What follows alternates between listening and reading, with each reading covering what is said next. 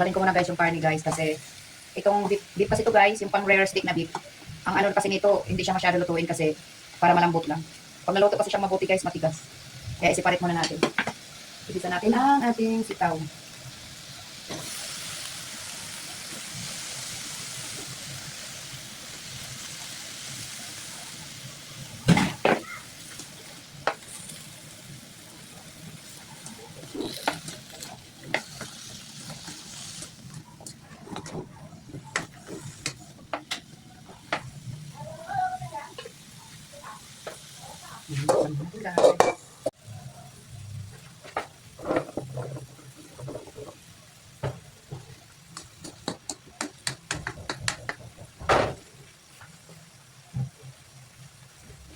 Lagyan natin mainit tubig guys para madali lumambot.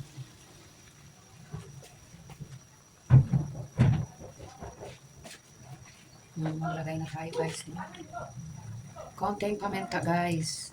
Pamintang crack. Aji, konti lang guys. Tansyahin lang. Ayan lang muna ang ilagay natin. Ating tatakpan. Ayan guys.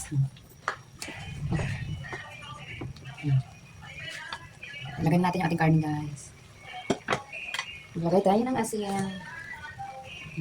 Ang daming asin guys. No? Asin lang talaga tayo dyan. Hindi ko matansyado ang ano guys eh. Yung pinong asin. Ano bang tawag mo? Iodized salt. Ayan, ito na yun siya guys. Kasi hapok lang naman yung karne.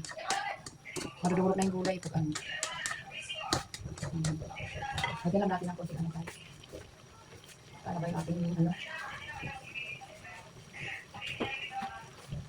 Lagyan natin yung konti. No seasoning lang naman to.